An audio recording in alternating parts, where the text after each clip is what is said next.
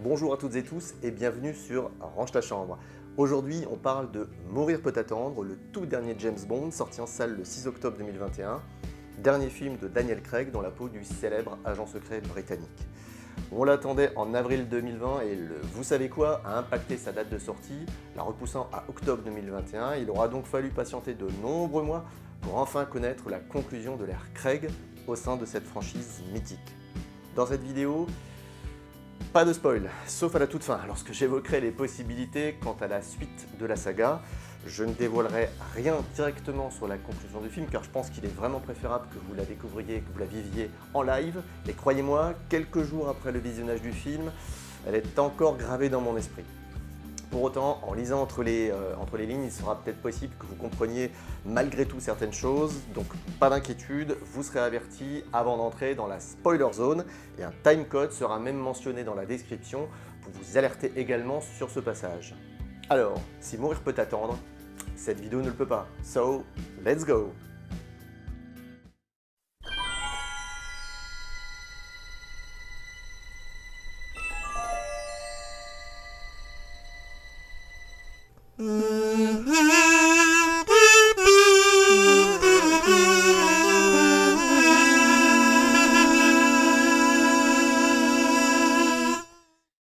Avant de parler du film, revenons aux origines. Comme vous le savez sans doute, James Bond est un personnage créé au début des années 50 par l'écrivain britannique Ian Fleming. Ce dernier aura pu aiguiser sa plume en tant que journaliste, mais c'est sans doute son passage dans les services de renseignement britanniques durant la Seconde Guerre mondiale qui lui donnait envie de se lancer dans l'écriture de romans d'espionnage au sortir du conflit. Son premier roman, Casino Royale, sorti en 1953, marque ainsi la naissance de notre espion préféré, James Bond, connu également sous son numéro de matricule 007. Pour ce personnage, on peut dire que les sources d'inspiration de Ian Fleming ont été nombreuses et variées. D'abord dans la littérature, et par exemple le personnage de Kim créé par Rudyard Kipling au tout début des années 1900 et qui narrait les aventures de Kimball O'Hara, orphelin, qui, après une sorte de parcours initiatique au pied de l'Himalaya, deviendra espion pour la couronne britannique et entre autres se retrouvera en plein conflit entre la Russie et l'Angleterre. Mais il a aussi trouvé son inspiration dans son époque. Déjà, bien évidemment, durant ses années de service dans les renseignements, mais aussi dans son entourage, avec notamment son ami Wilfred Dunderdale, agent du MI6, le service de renseignement extérieur du Royaume-Uni. Ou encore avec son frère, le lieutenant-colonel Robert Peter Fleming, chasseur et aventurier. Sans parler d'un véritable espion, Dusan Popov, agent double, voire triple selon certains, qu'il avait pu rencontrer à Lisbonne durant la Seconde Guerre mondiale. Mais en fait, on devinera à l'occasion d'interviews ou de petites phrases lâchées par l'auteur que ces romans étaient avant tout un échappatoire au réel, dans lequel le héros est son incarnation imaginaire idéalisée, pas toujours très mature, mêlant à la fois l'adolescent rêveur qu'il fut et l'homme qu'il aurait voulu être. Quant au nom même du personnage, il a tout simplement utilisé celui d'un ami ornithologue, James Bond, sachant qu'il voulait que les prénoms et noms soient le plus simple possible à retenir. Ian Fleming a ainsi écrit une vingtaine de romans et nouvelles mettant en scène le personnage de James Bond, la grande majorité ayant été édités de son vivant entre 1953 et 1964, et deux l'ont été après son décès en août 1964, The Man with the Golden Gun, autrement dit L'Homme au pistolet d'or en 1965, et Octopussy and the Living Daylights, devenu en France meilleur vœu de la Jamaïque en 1966. Ces romans ont tous été adaptés au cinéma, et après sa mort, les films se sont basés sur des romans et scénarios écrits par d'autres auteurs. Le premier film sorti sur grand écran fut James Bond contre Dr No en 1962. Vous noterez que la première adaptation ciné ne fut donc pas celle du premier roman, Casino Royale, tout simplement pour une problématique de droit, mais on y reviendra un petit peu plus tard. Produit pour un budget non négligeable pour l'époque d'environ 1 million de dollars, le film a été un véritable succès financier, et James Bond est rapidement devenu une icône du grand écran. Bien évidemment, les producteurs ont vite compris qu'ils tenaient là une véritable pépite et ils se sont donc lancés dans un rythme assez frénétique, avec une sortie d'un nouveau film tous les ans ou tous les 2 ans, les interruptions les plus importantes se situant en général entre le changement d'acteur dans le rôle titre, et ce fut notamment le cas avec les premières apparitions de Pierce Brosnan et Daniel Craig. Bon, là on vient de parler des adaptations ciné, faisant partie de la lignée officielle. Mais à côté de celle-ci, et sans parler de tous les films s'inspirant de différentes façons de l'univers bondien, il y a eu 3 autres films avec le personnage de James Bond, mais traités un peu à part. Et là, ça mérite une petite explication. Il faut savoir que la lignée principale des films James Bond est issue de la même société de production britannique, Eon Production, Eon signifiant Everything or Nothing. Cette société a été créée en 1961 par Albert Romolo Broccoli et Harry Saltzman. En 1975, Saltzman revendra ses parts à United Artists et en 1996, au décès de Albert Broccoli, sa fille Barbara et son beau-fils Michael J. Wilson prennent la succession. La société Eon Production a réussi à acquérir les droits de tous les romans James Bond, sauf un, et pas des moindres, puisqu'il s'agit du tout premier Casino Royale, et il faudra donc attendre 2006 pour le voir revenir sous une production Eon. Avant cette version de 2006, il y a eu deux adaptations du roman Casino Royale. La première remonte à 1954 et il s'agissait alors en fait d'un téléfilm d'une cinquantaine de minutes réalisé pour la chaîne américaine CBS qui avait réussi à acquérir les droits avant Eon Production. Pour être plus précis, il s'agissait du troisième épisode d'une série télévisée au nom de Climax, regroupant plus de 160 téléfilms, indépendants les uns des autres. Cette série et donc ces téléfilms n'ont, sauf erreur, jamais été diffusés en France. Mais grâce à la magie YouTube, vous avez la possibilité de la voir et si ça vous intéresse, je vous ai mis le lien dans la description.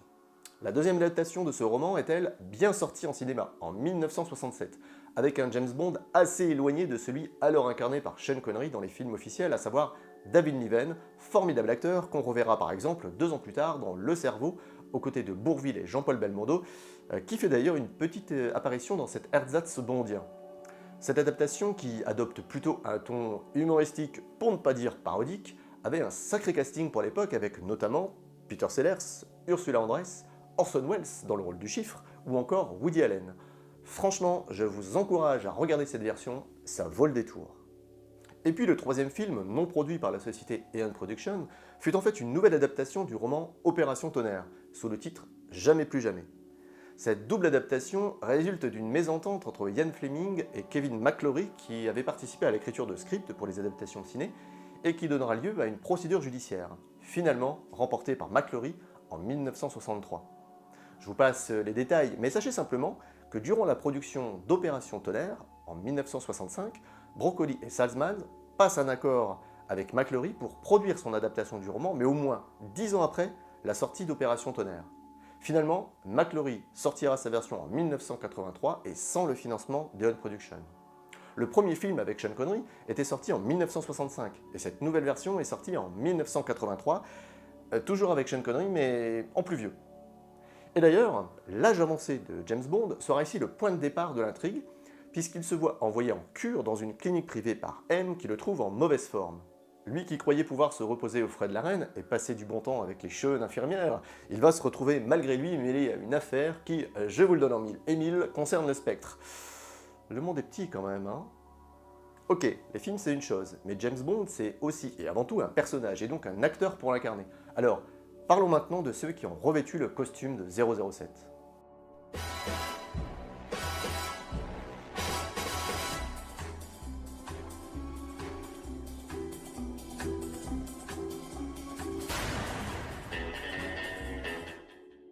Pour son passage sur grand écran, Ian Fleming et Albert Broccoli avaient au départ une idée bien précise de l'acteur capable, selon eux, d'incarner le personnage. Gary Grant, acteur américain éminemment célèbre et qui, dans les années précédant la première adaptation en 1962, avait eu l'occasion de démontrer toutes ses qualités de jeu dans de très nombreux films, réalisés notamment par Howard Hawks, Frank Capra ou encore bien sûr Alfred Hitchcock.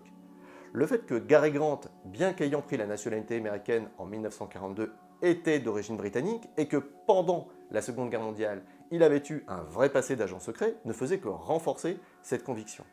Mais cela ne s'est pas fait, car en premier lieu, Gary Grant ne voulait pas s'engager sur plusieurs films, alors que c'était une des attentes de la production. Et son âge, il avait alors 58 ans en 1962, était trop avancé pour incarner un espion soumis à de nombreuses épreuves physiques. Il a donc fallu trouver un autre acteur pour revêtir le costume. Cinéma, quel acteur a interprété le rôle de James Bond? Oui. Allez-y. Non. Allez-y, allez-y. Non, c'est-à-dire que je vais dire un truc, mais c'est une connerie. Alors Mais Sean Connery, c'est la bonne réponse, Mamadou, bravo. Et oui, le tout premier à avoir personnifié James Bond à l'écran est l'immense et regretté Sir Sean Connery. Il a incarné le personnage 7 fois entre 1962 et 1967, puis en 71 et finalement en 83. Pour beaucoup, il est et restera la première et véritable incarnation de James Bond grâce à son physique, son charisme et sa froideur, même dans sa séduction. Et là vous allez me dire, mais qu'est-ce qui s'est passé entre 1967 et 1971 ? Eh bien disons qu'après avoir interprété l'espion anglais sur 5 films, Sean Connery avait envie de raccrocher le Walter PPK et de passer à autre chose. Alors, pour le 6e film de la franchise, Au service secret de Sa Majesté, les producteurs avaient d'abord imaginé Timothy Dalton, mais celui-ci se trouvait alors trop jeune et a décliné l'offre, pour finalement l'accepter quelques années plus tard. Finalement, le choix s'est porté sur George Lazenby, un mannequin australien, et pas vraiment acteur. On va être honnête, sans être catastrophique, la performance de George Lazenby n'est pas restée dans les livres d'histoire du cinéma, et le film a d'ailleurs connu un succès moins important que les précédents.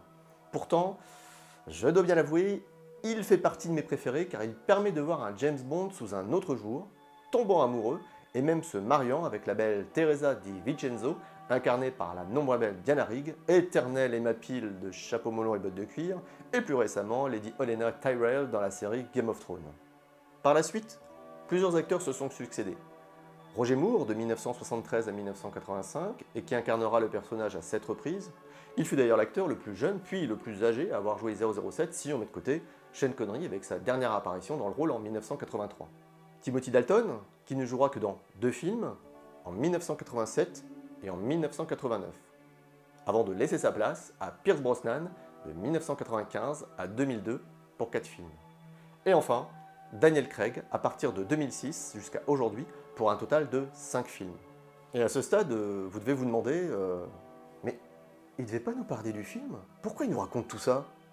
Eh bien tout simplement parce qu'on ne parle pas de n'importe quelle franchise. La saga James Bond existe maintenant depuis presque 60 ans et elle a donc traversé les époques, marquée par des préoccupations géopolitiques et économiques bien différentes, tout comme les modes, notamment au cinéma, et les mœurs de la société qui l'ont peu à peu fait évoluer tant sur le fond que sur la forme.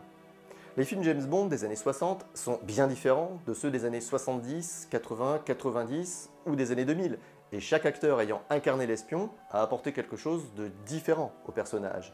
Le James Bond de Sean Connery était plutôt sombre, brutal, froid, malgré son charisme. Celui de George Lazenby était plus romantique, et c'est d'ailleurs le premier film dans lequel la vie sentimentale de James Bond est autant mise en avant. Avec Roger Moore, le personnage est devenu plus ouvert, plus raffiné et plus porté sur l'humour, à tel point que de nombreuses séquences sont même parfois à la limite de la parodie. Timothy Dalton s'est plutôt rapproché du côté sombre et froid du personnage, mais en lui donnant davantage d'humanité, et on y voit d'ailleurs un James Bond souvent retraché dans ses limites physiques, bref un humain fait de chair et de sang et pas un super-héros invulnérable. Quant à Pierce Brosnan, beaucoup voient en lui le mix parfait entre les différentes incarnations à l'écran. C'est pas mon opinion.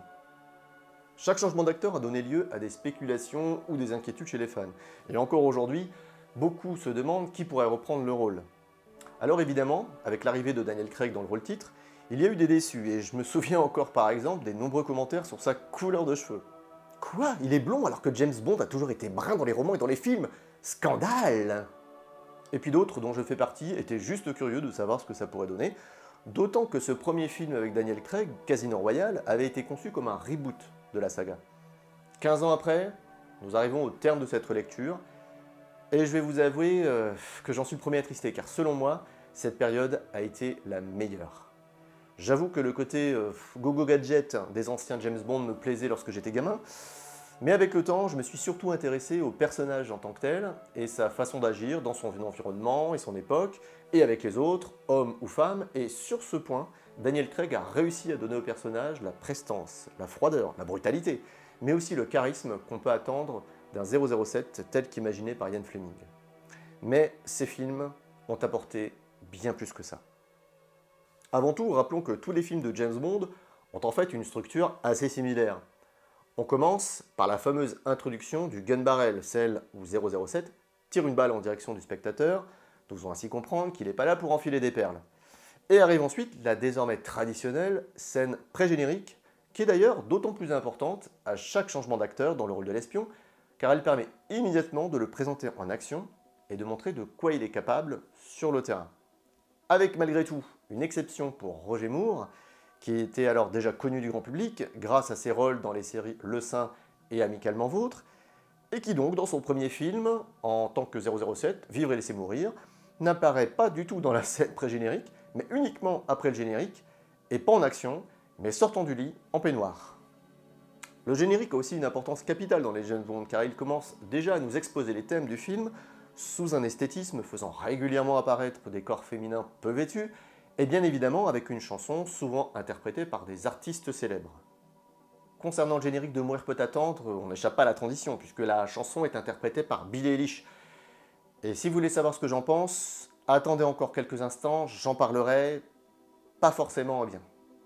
On retrouve ensuite des scènes, agencées parfois de différentes façons, mais qui, au final, ont les mêmes bases. La scène qui nous présente la mise en place du plan machiavélique du méchant. La scène d'échange entre M et James Bond, suivie en général de celle entre ce dernier et Q. Et viennent ensuite en alternance les scènes d'enquête, permettant à notre héros de parcourir le monde dans des décors de cartes postales, des scènes de séduction, se terminant en général à l'horizontale, et des scènes d'action à base de course-poursuite ou de bagarre avec les hommes de main du méchant. Et puis évidemment, la dernière partie du film nous donne droit à la traditionnelle séquence d'infiltration dans l'antre du méchant, avant que ce dernier se prenne une raclée sa mère par 007, et enfin la scène de repos du guerrier qui se termine là aussi souvent à l'horizontale. Revenons donc à Casino Royale où nous découvrons un James Bond qui, au tout début, n'est pas encore un 00, mais qui le deviendra rapidement grâce à M après avoir rempli une mission. En tout cas, nous sommes alors en présence d'un agent secret qui vient tout juste de décrocher son 00, autrement dit son permis de tuer. Et en fait, tout le film est un immense prologue pour nous introduire le nouveau James Bond, détournant même la séquence du gun barrel qui ne se trouve pas immédiatement au début du film, mais quelques minutes après, au terme d'une séquence d'action musclée. Et puis, ce n'est qu'à la fin du film, juste avant le générique, que l'on entendra pour la première fois Daniel Craig lancer le fameux The name's Bond. James Bond. Je vous ai dit tout à l'heure que la période Daniel Craig est ma préférée. Il est temps que je vous explique pourquoi. Sans parler des fans, on peut apprécier les films James Bond pour différentes raisons. Les acteurs, les scènes d'action et de cascade, l'exotisme, ou les jolies bagnoles et les jolies filles. Mais très honnêtement, j'ai toujours trouvé qu'il manquait quelque chose au film, quels que soient les acteurs, l'émotion et l'humanité. J'avoue que j'ai du mal à me sentir concerné, en tout cas d'un point de vue émotionnel, lorsque le héros est quasiment invulnérable, tant physiquement que psychologiquement, et il faut tout de même admettre que la plupart des James Bond nous servent plutôt cette approche. Avec le lancement de la phase Reboot en 2006, on est clairement sur une autre démarche. Alors, évidemment, on a face à nous un personnage endurant, violent, sombre et qui peut paraître froid pendant la première partie du film. En ce sens, on voit que les producteurs ont souhaité donner une nouvelle direction à la franchise. D'abord, plus ancrée dans la réalité. Rappelons que Casino Royale est le premier James Bond entièrement écrit et réalisé post-11 septembre 2001, et le terrorisme devient donc la menace ultime.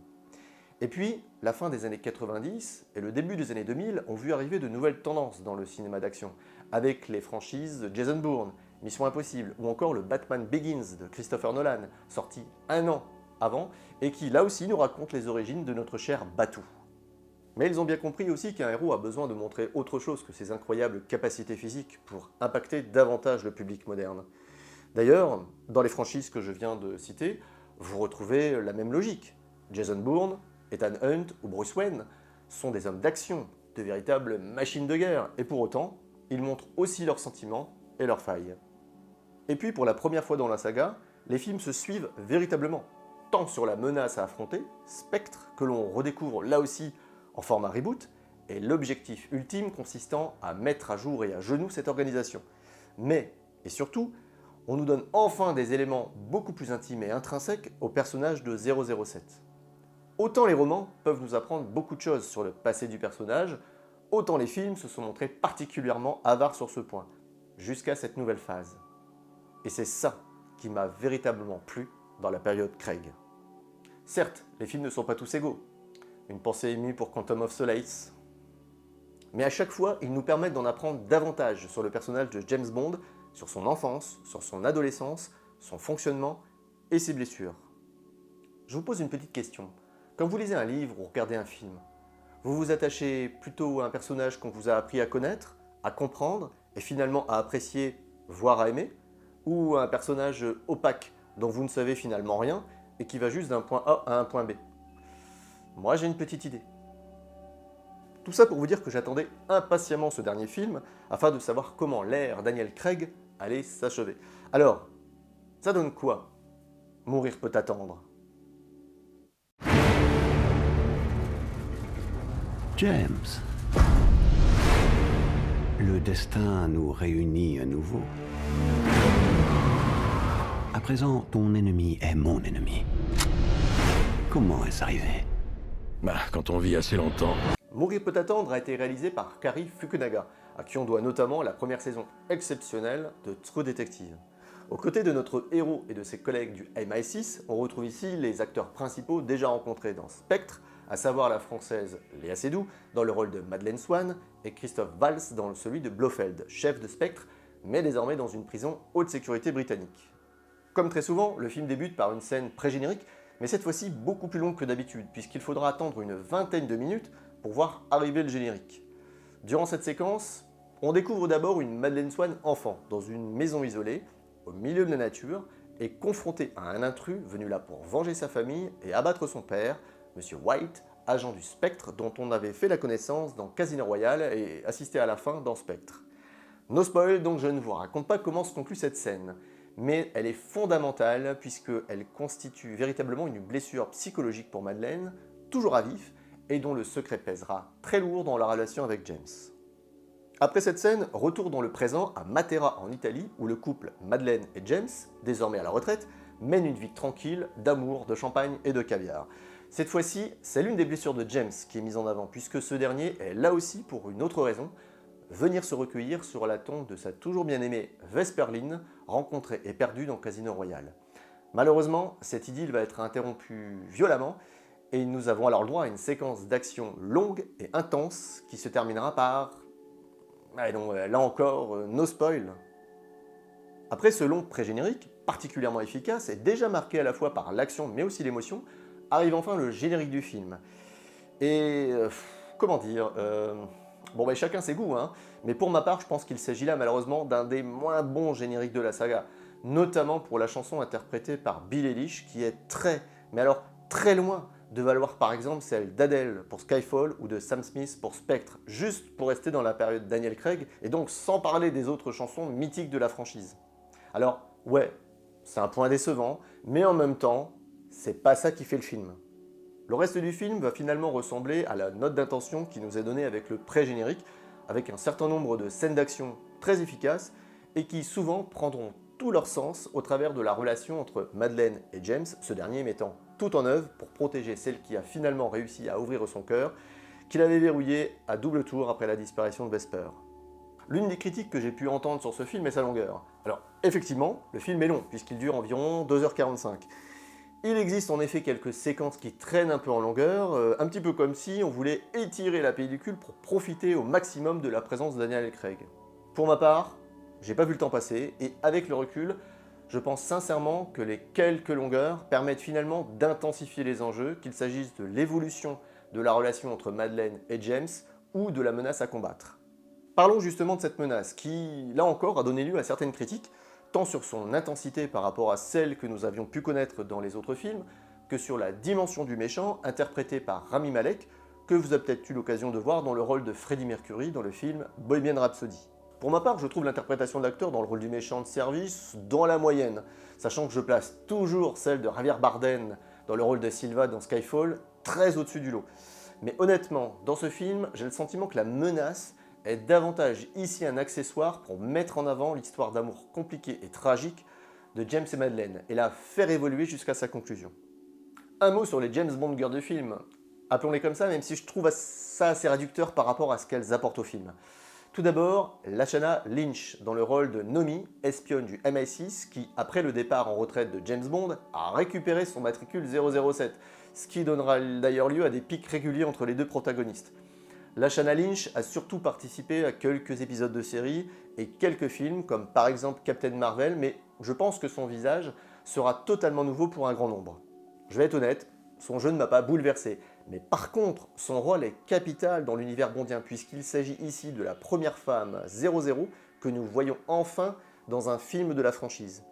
Clairement, et je vous le disais tout à l'heure, on voit bien que la saga a évolué sur ce sujet, et on est loin des poncifs des années 60 à 90, où les femmes étaient soit de belles plantes à cueillir, soit des victimes à protéger.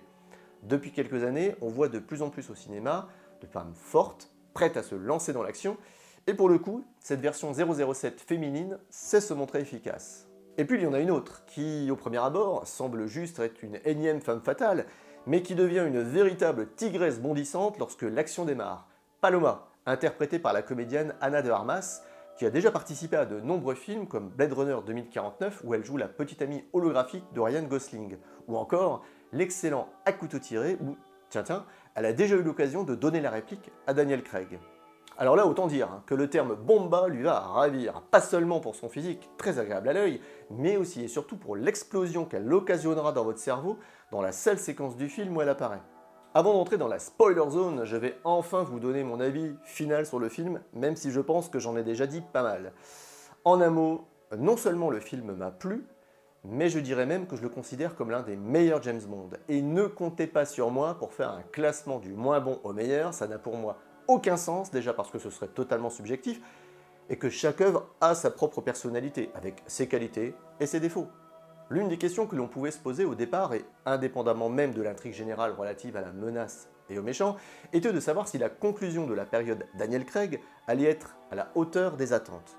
Eh bien, pour moi, même si le film connaît quelques écueils, qu'ils seront plus ou moins visibles ou importants selon vos goûts et vos attentes, l'histoire se termine de façon magistrale et portée par une émotion incroyable qui, à l'heure où je vous parle, est encore bien présente dans mes pensées. Jusqu'au bout, Daniel Craig aura été un formidable James Bond et avec ce Mourir peut attendre, il achève en beauté une période de sa vie d'acteur et aussi de la nôtre, amateur de l'espion anglais. Et maintenant, nous allons évoquer ce que pourrait être la suite de la saga. Et là, je vous dis attention, nous entrons dans la spoiler zone.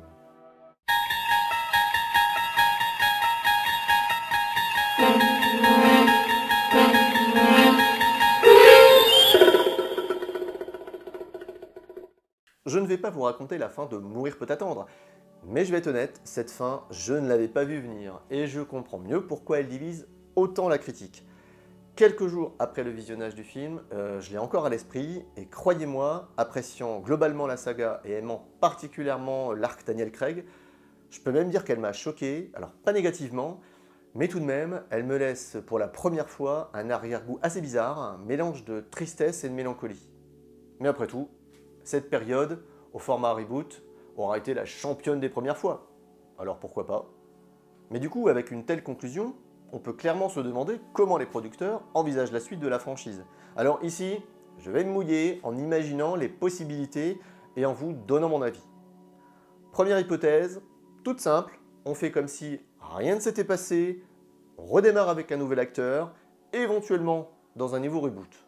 Bon, j'avoue, un deuxième reboot en 15 ans, ça ferait peut-être beaucoup, et j'y crois pas trop. Mais on peut quand même se dire aussi que la nouvelle génération, née après 2000, n'aura finalement connu au cinéma que Daniel Craig, donc va savoir. Après, pour le choix de l'acteur, je vous laisse le soin d'imaginer celui qui pourrait incarner le mieux l'espion anglais, et je ne vais pas revenir ici sur les nombreuses rumeurs circulant sur la toile. Deuxième hypothèse, et si James Bond devenait une femme, une sorte de Jamie Bond? Alors sur ce point, dans une récente interview accordée pour la sortie du film, la productrice Barbara Broccoli a de nouveau rappelé que James Bond était, dans les romans et dans les films, un personnage masculin et que ça ne changerait pas.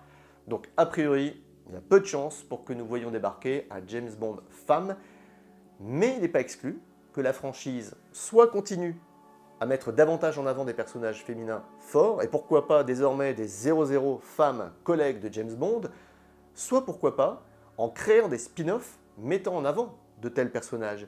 Et sur cette idée de spin-off, c'est un petit peu à la mode, notamment dans les séries, et j'avoue que je mettrais bien une petite pièce, ne serait-ce que pour le prochain opus, histoire de bien séparer la période Daniel Craig de la nouvelle. Et enfin, troisième hypothèse, on reste bien sûr sur un James Bond homme en mode reboot, mais cette fois-ci on en aura à fond sur les origines, en démarrant, pourquoi pas, dans la jeunesse et l'adolescence du personnage. Après tout, la période Craig est celle où nous en avons appris le plus sur le passé de 007, mais sans le vivre directement.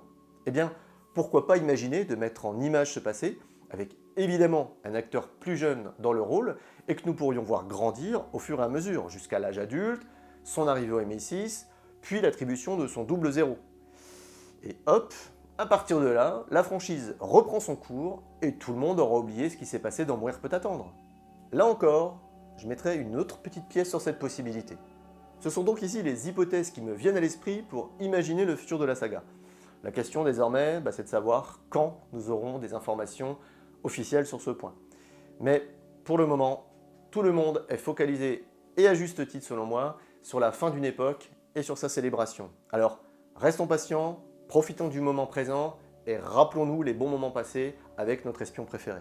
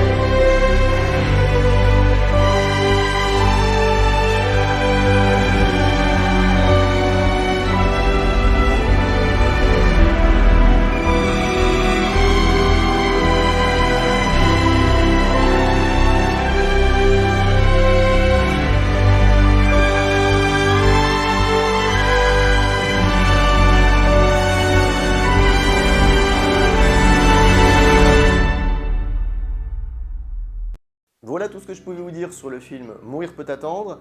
J'espère que cette vidéo vous a plu et si c'est le cas, alors n'hésitez pas à la liker, ça fait plaisir et ça aide très concrètement la chaîne, mais aussi à la partager sur vos réseaux sociaux en encourageant le plus grand nombre à rejoindre la communauté.